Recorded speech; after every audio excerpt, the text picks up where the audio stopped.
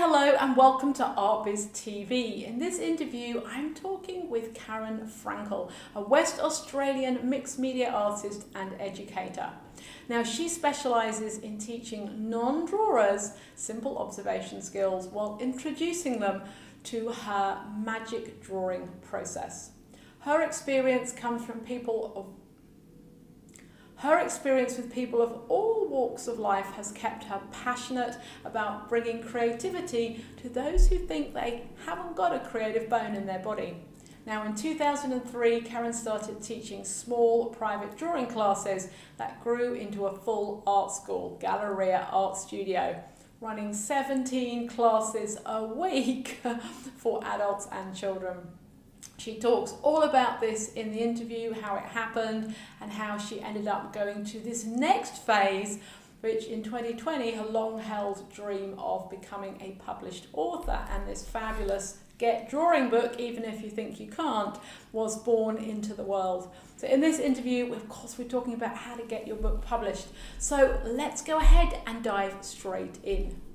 We're going live into our Business for Artists Facebook group, and today I am super excited to be doing this very first live interview actually with Karen, and we hope that it's all going to work. We hope that the stream is going to hit the group and you can all see it. So while we're waiting for people to come on board, we're just going to have a bit of we're just drinking our tea, aren't we, Karen? Cheers, everyone. Cheers. What have you got? Tea, coffee? Coffee. Perfect. Nice big one. Perfect. Okay. So okay, so for first people, I can see that somebody can see us. Can you very kindly let us know in the chat that you can see and hear us okay?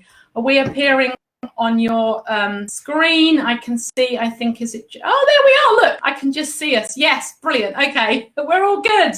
And I can see a cheers from a Facebook user. That's from Jyoti, so I can see, yeah, that's great. That's great. Lovely. Thank you. Okay, well, I guess we will, well, we've got 1 minute, so we'll have a chitty chatty and then we will begin on the hour because I like to be punctual.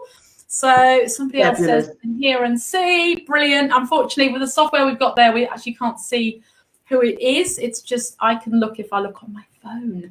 So, if you're going to ask us a question, we might just ask you to just pop your name because the software we're using doesn't tell us the name of the person. So it would require Sophie to keep refreshing her phone, which is not a great idea. Which is not ideal in an interview. It's not ideal. It's not ideal. All right. Okay. I think it's 4 o'clock. I know that both Karen and I have been super excited. It's Jyoti. Yes. Hi, lovely. I can see. Awesome. Welcome. We've been so excited to do this interview.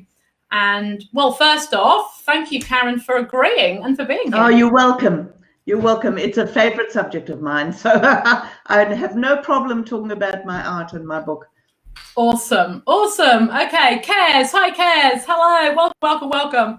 All right, we're going to officially start as people come on. That's wonderful. And if you're watching the replay, of course, you know what you got to do. I always love for you to just hit the comments below, hashtag replay, and let us know that you are watching the replay.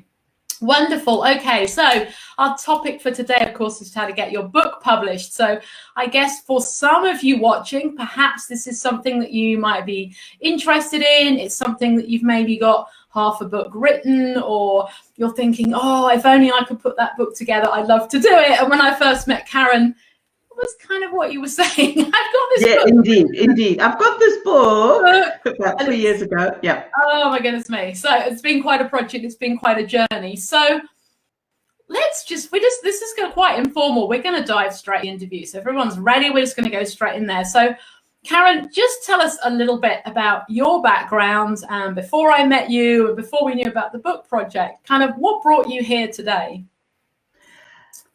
Well, as you can hear from my accent, I'm originally Zimbabwean, South African. I answer to both. Came to Australia in '84, so quite a while ago. Always been creative. My father was an artist, so grew up in that household. I did not study art beyond school. I did a BA, which was commonly known as a bugger all. Love it. So my art was always my hobby. It was never, it wasn't something I studied. Yeah. However, I needed it more when I migrated and I started doing courses and, various classes, etc., etc. I have, I guess, always wanted to share my knowledge, particularly about drawing, because there's this crazy idea that, no, you have to be born a drawer and all of that sort of thing. Even before I knew I wanted to share it, I wanted to share it. Does that make sense? Yeah, that makes sense. That makes sense. So you've always been an artist, really? I've always been an artist. Have I always been a teacher? I did a teaching degree, but I never taught in a school officially. But I think I've always been an instinctive teacher. And one of the things that really started the ball rolling for me to be an artist, because prior to that I was a computer programmer in another life, in a business with my husband. In 2000, I had a mental breakdown. And part of my coming out of that was getting back in touch with my art in a very, very big way. And that was, the catalyst to starting up my art again. Wow, that's quite a change, isn't it? Yeah. But I guess it's those skills then that have you used those skills? Because I know that you've also built an art business, a literal physical business. Did you use? So tell us a little bit about those. About that business, and maybe have you integrated some of those skills in there?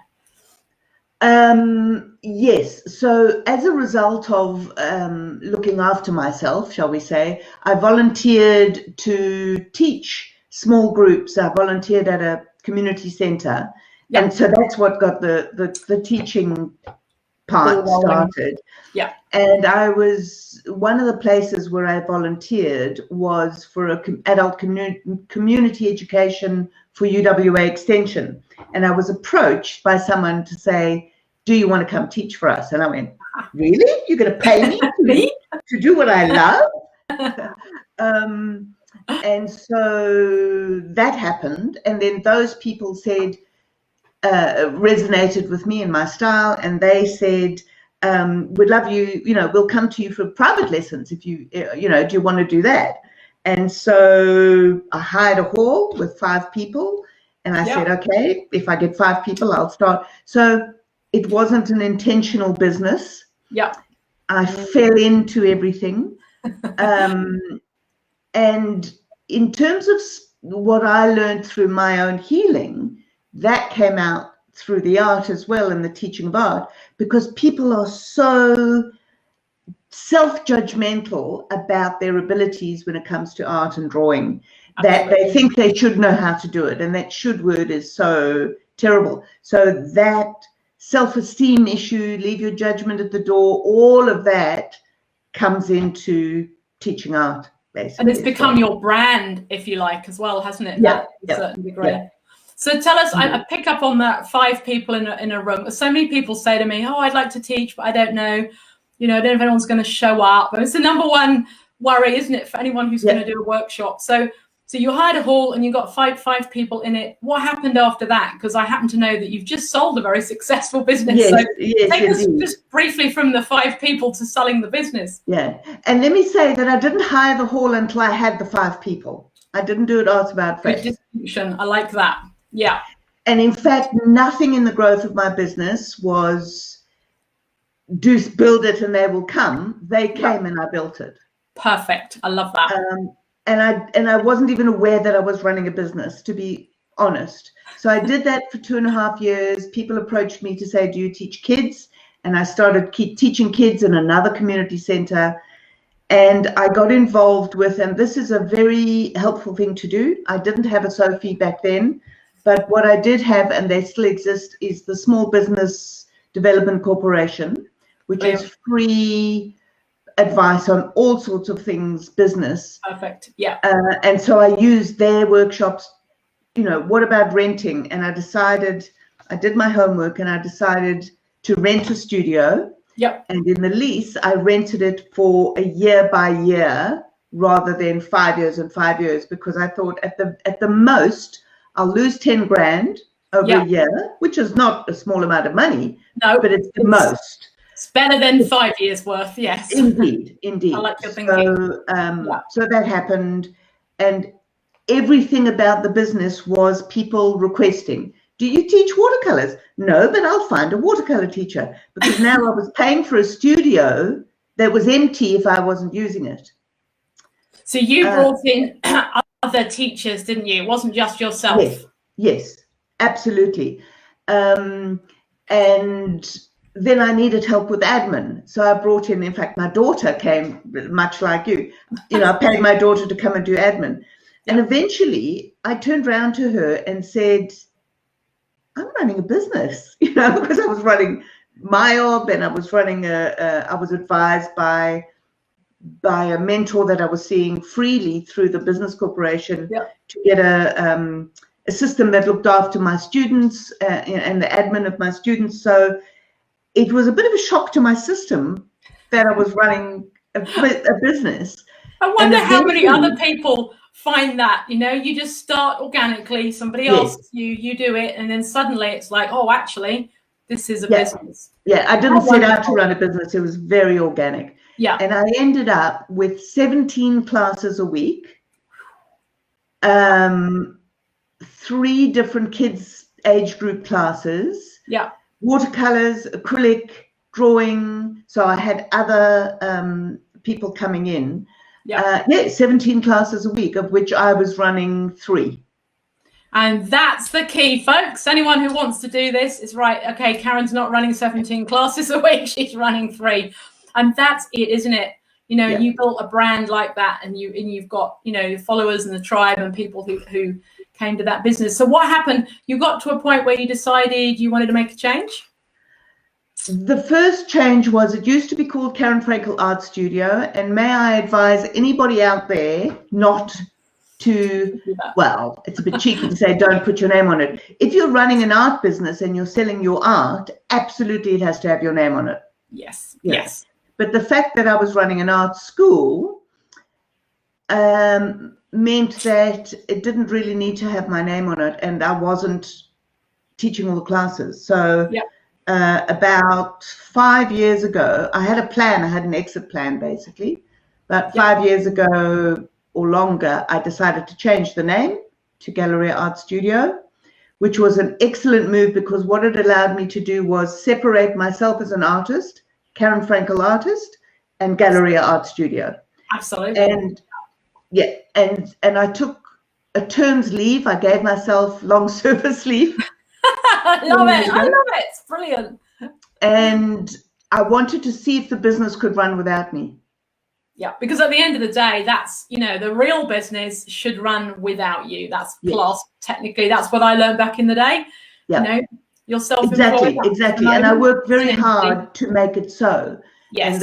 And my admin lady knew everything, so she ran everything. I got a replacement to teach my classes for a term. All the other classes were being taught by the teachers anyway, and it worked like a charm, which meant it was saleable.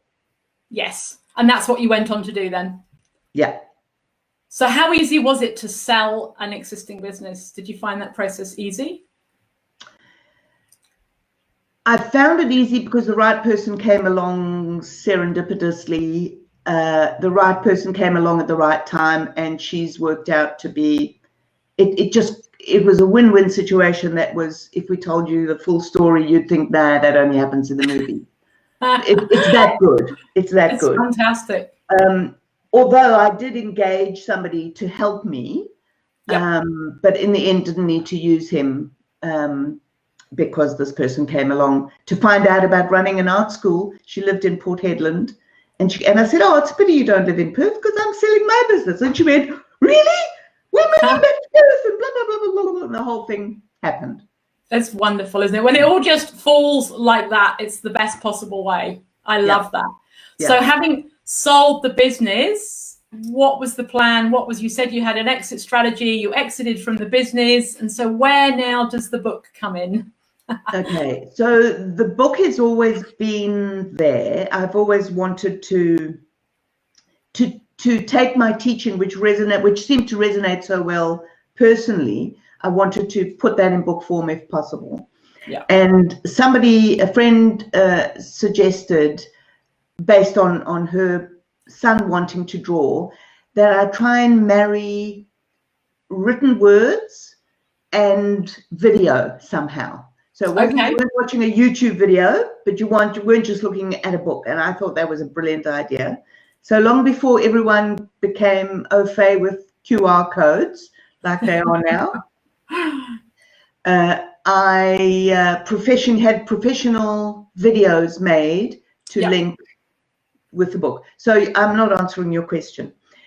That's all right. I've always wanted to do it. The main impetus started 7 years ago when just before my dad died, he said, "Where are you going now?" He asked me exactly the same question. Yeah. And I said to him, "I'm going to write a book." And he looked at me and he said, "How can you write a drawing book?" And I said, "Like, just watch me. I wish you were here to see it."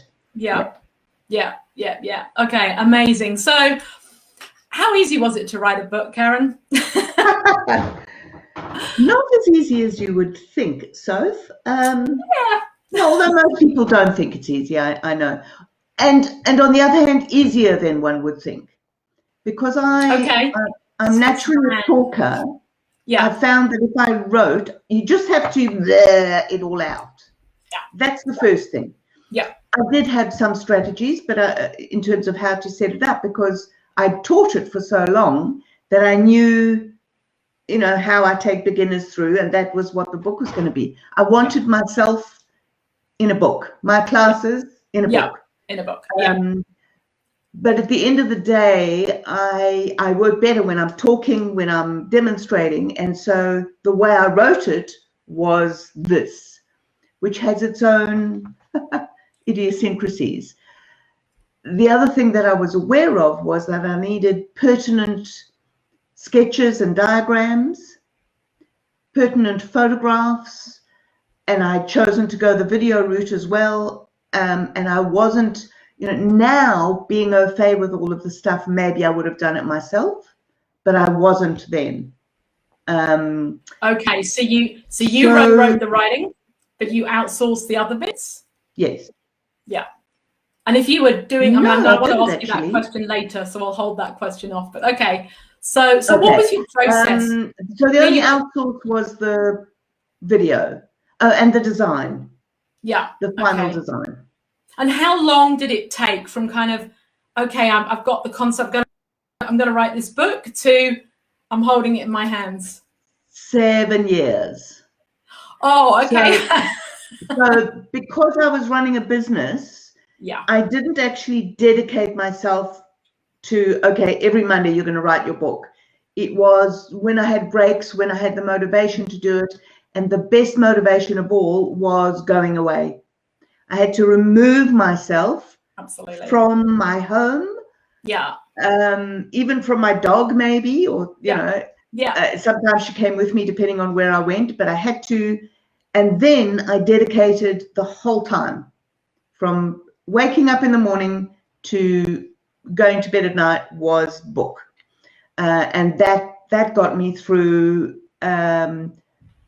well, because I'm a big procrastinator and I'm a big, I might sound bolshy and confident, but there's a little person in me going, ooh, why am I writing a book and it's not going to be good enough and everyone's got one and why am I just choking? You know, so that self-doubt obviously creeps in. So, okay, that's a really good point, because I think a lot of people would be hampered. They'd be like, there's a lot of drawing books out there, or a lot of painting books, or, you know, whatever book you're going to put together.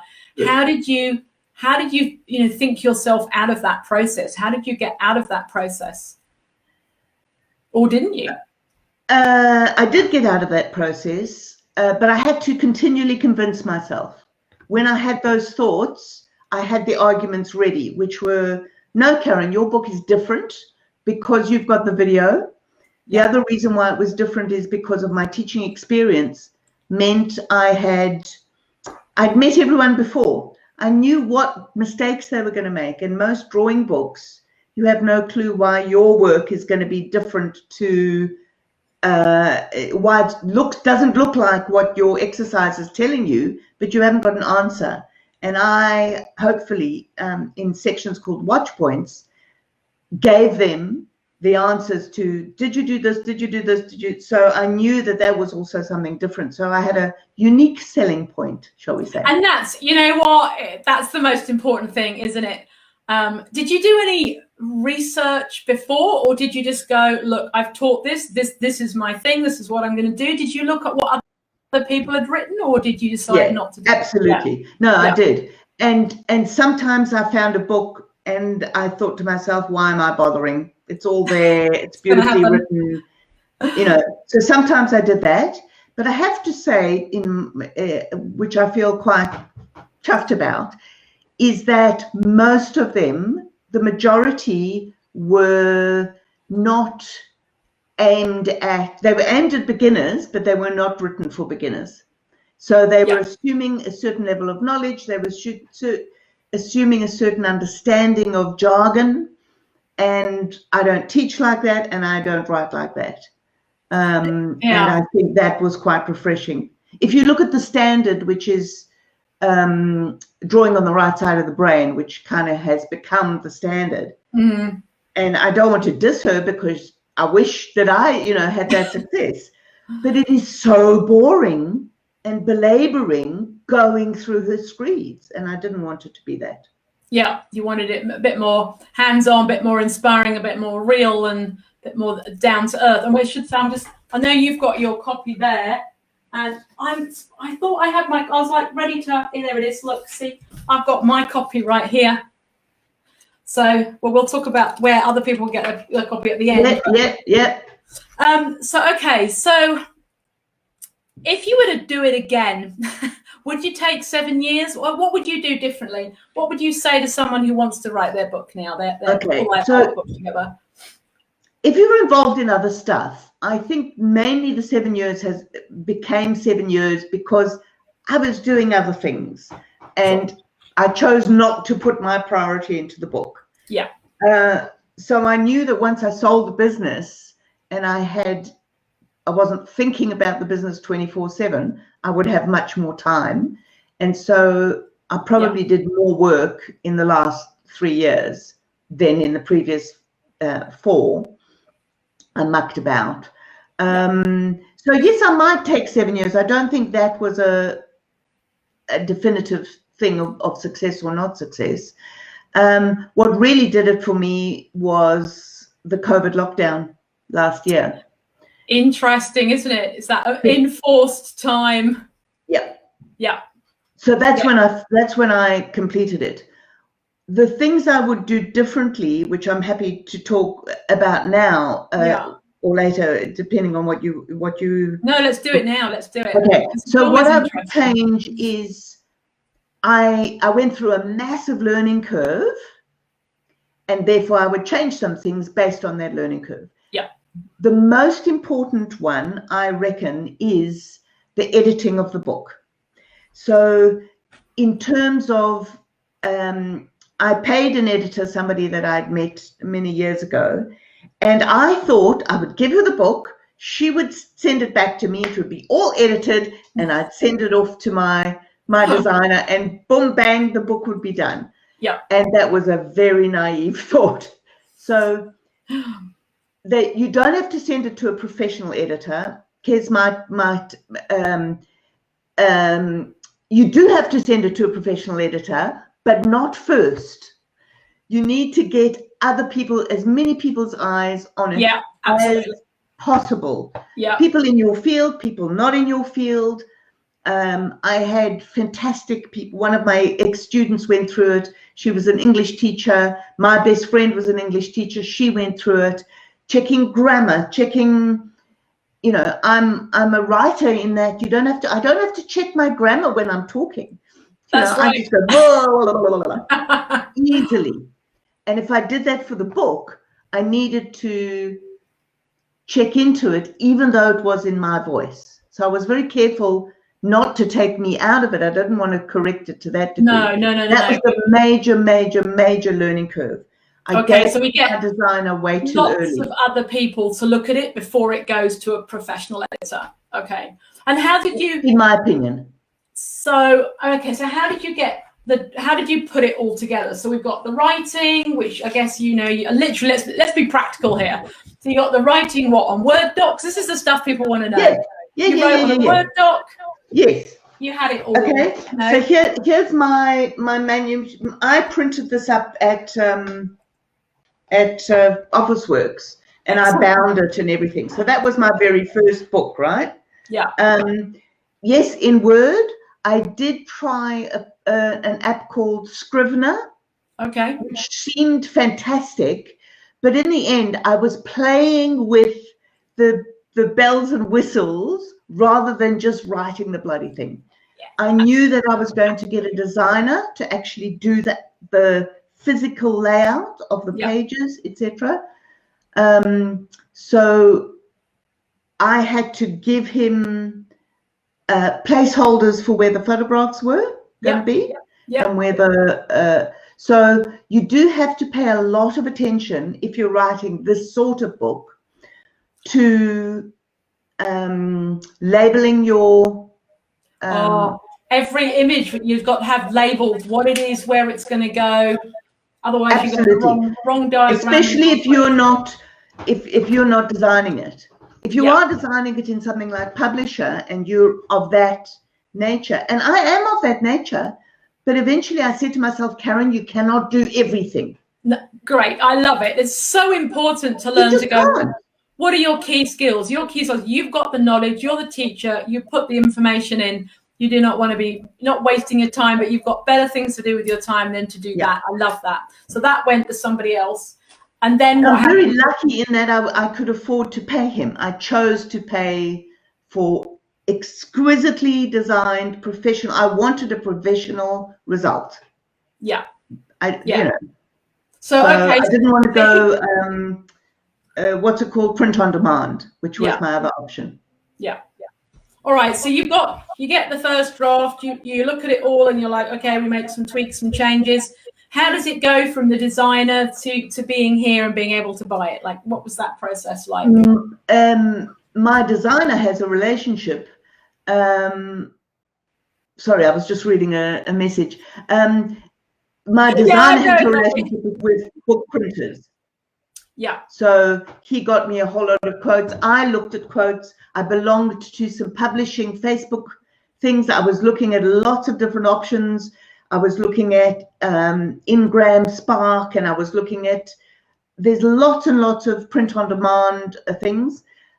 Even for Amazon, it was massively difficult for me to get a print on demand for Amazon as well because of the images. Yeah, it is not suitable for. It's a completely different ball game, isn't it? To just writing a book and getting it on there, but actually this is a whole different. That's why I was so interested to hear the process, because wouldn't it be great to put something like this? But how do you? So he found some suggestions, and you did the hard labor and had a look at them all.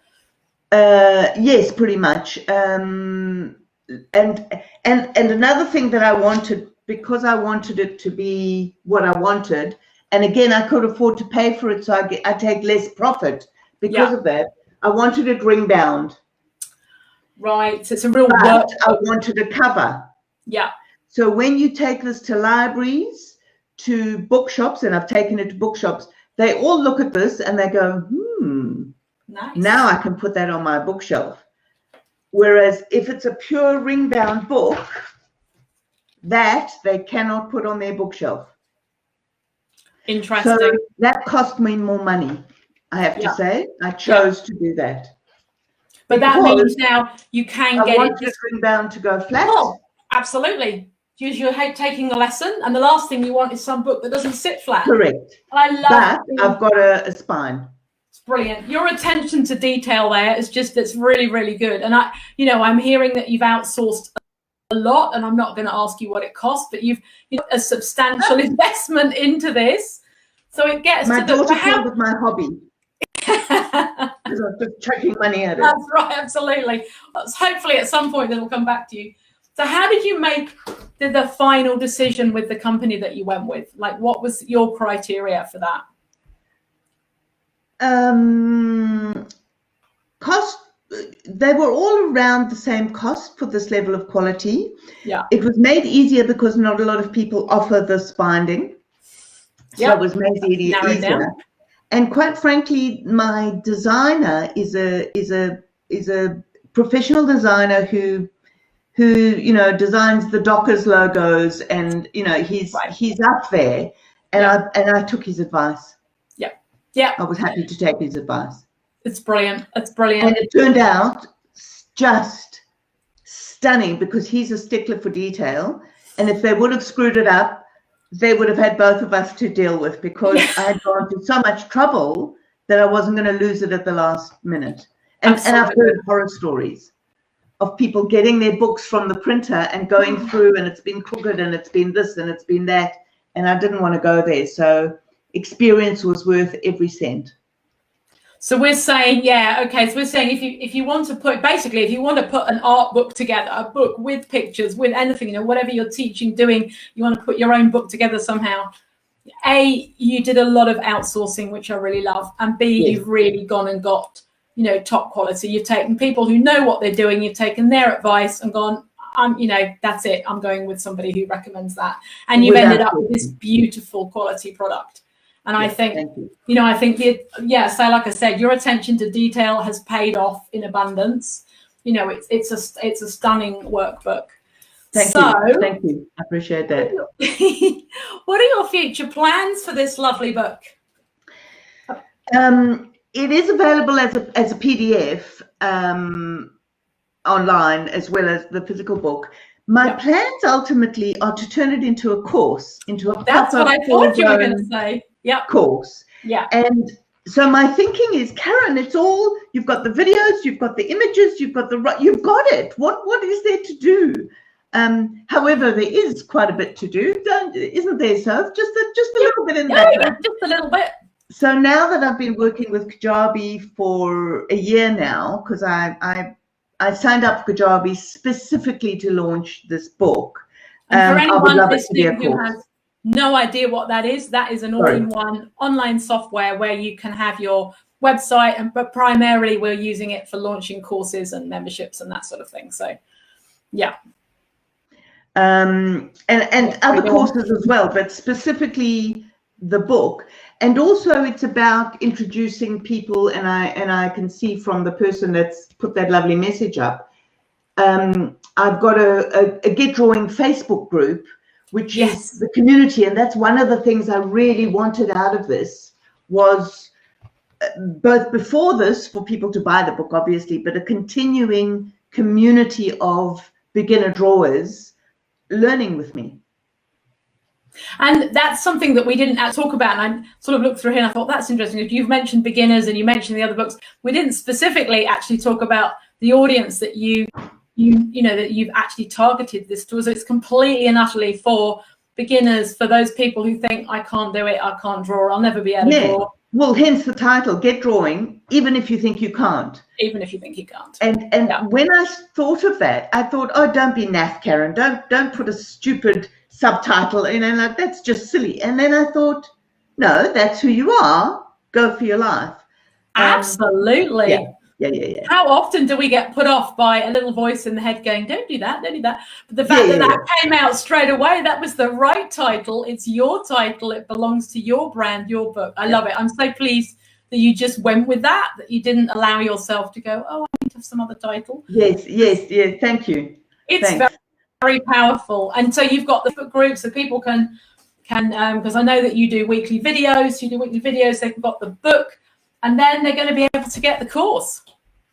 Yes, hopefully. So the big secret, which is no longer a secret, is that in fact, next week is my last week. After 18 years of teaching in the business, I have now retired from teaching. I will still be doing some physical workshops and relief teaching and that. And it's very bittersweet because I leave some of my students who've been with me for 15 years. Yeah. And even the beginner students are going, oh, but we love you, which is very flattering and lovely. Yeah. So now I can put more attention both into my art, but also into developing this into a course. I've got another course on watercolor pencils that I want to develop. And change, pivot, shall we say. Yeah, absolutely. That's what it's all about, isn't it? I mean, your journey's been so inspiring. I think the book, yes, but also building the physical business, going through that whole sort of chopping and changing. And now, I'm really excited for you to see, the next phase. I think it's incredible. So many people dream of having something like this, and they don't make that happen. So what would you say to somebody who is sitting there thinking, oh, I don't know, I've got an idea, but just like you thought, but I think there's lots out there, I'm not sure. What would you say to someone who's sitting kind of on the fence? They're not really quite sure. I would say do it. Just do it, even if it's for your own satisfaction. But I do think, I guess, that you need to at least ask yourself why. So if it's for personal gain, fabulous. Yeah. If it's to make a big profit, don't do it. I hope I make a big profit, but that's not the reason to do it, to be a best. Yes, no. Of course, we all want to be a bestseller, but that's also, if you think you've got something to say, like I had to play those two heads, find that unique selling, why is my book different to the others? Absolutely. I think very, very important. It's really important, isn't it? There are other reasons for writing a book, even if it's not different. Your voice has to be different just because it's you. So it's not hard to find a reason why it's different. And it's as simple as a notebook, writing it physically, or a word processor. And can I say something that I haven't said yet, which is a very big thank you to you, Sophie, because I met you at the right time in terms of my journey. It was just before I sold the business. And having a mentor, having someone who kicks your butt when you need it kicked is very useful and important. So I highly recommend for people to do that for themselves. To have somebody to hold them accountable. I think, there was a bit of butt kicking, I do remember, in the process. I think just, whoever it is, however it is, choose to do it. Make sure that you're speaking your voice and that you have that unique angle, whatever it is, and find someone to hold you accountable. Because if you're sitting on turret trying to get it done, there are easier ways, right? Reach out and get some help and get some support. Yeah. That's just been amazing, amazing, amazing. So I think we need to let people know where they can get their hands on this book. Where can we buy it, Karen? If you physically want to go into a shop to buy it, give me I'll give you my address. No, I won't give you my address. You're welcome to come and buy it from me. It's available in stores here in WA. It's available in Planet Books. It's available at Diabolic in what's the name of the suburb? Okay, but we're talking about Perth specifically. What if we're outside of Australia? How do we go? If you're outside of Australia, you have to get the PDF, I'm afraid. It's unless you'd like to pay the enormous costs at the moment. But within Australia, I actually pay for shipping. You can go to my website, which is simply karenfrankel.com. And we will put all the links. We'll put the links to your website, all your social media, all the stuff will be. Depends where you're watching this. We'll put as much either above it if we're on Facebook or below it on YouTube. But you can buy it directly off my website, pay by credit card, and I'll ship it to you.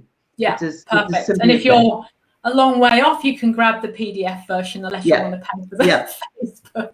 For the postage. So someone was just saying that she's overjoyed to be a member of Get Drawing and learn from Karen. Excellent artist, dedicated teacher.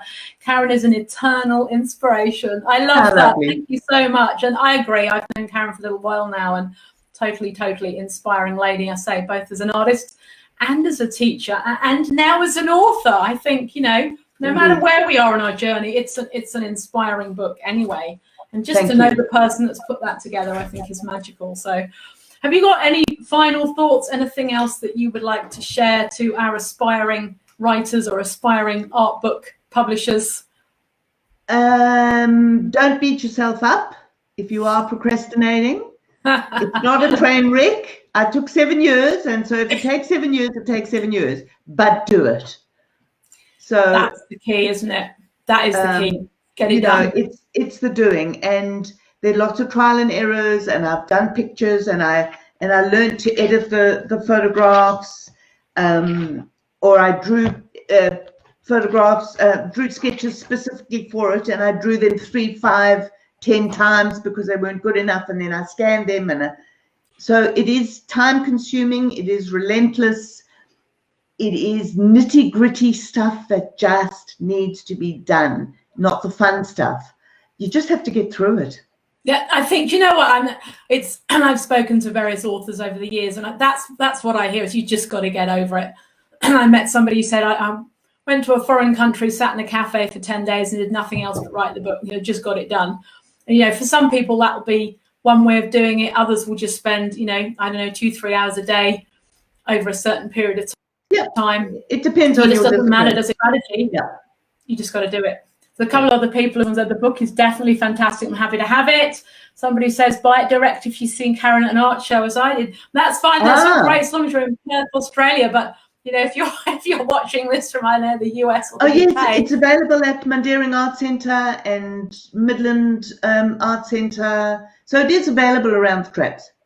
It's available if you're in Perth, WA. If you're in Perth, indeed. Yeah, and then you can come and meet Karen as well. So that's a double bonus. Thank you. Listen, Karen, thank you so much. It's so much fun. It's been totally enlightening. And I wish you every success with your course and, of course, ongoing with getting this book out into more hands and growth of the group, etc., etc. And don't forget to follow Karen on the good old socials as well. And we'll put links to all of those above and below these videos. Has anybody I should have asked, has anybody watching got any questions for Karen? I should have said that at the beginning, really. If you've got any questions, type them in now. Or if you're watching the replay, of course, post your questions below. I'm very happy to answer questions. Happy to come back and answer them because I think it's such an inspiring topic. I should have asked that earlier. I should have said, have you got any questions? So I think if you've got any questions, just post them below, and Karen's happy to answer them at any point. So thank you so much for staying here. And you're very welcome. Thank you for asking. My pleasure. All right, thank you everybody for watching live as well. You're amazing. I can see we've got some Karen fans. So thank you so much. Take care and have a great day. Bye-bye, everyone. And get drawing. Bye. Hey. Bye. Bye, Sophie. Thank you. Thank you.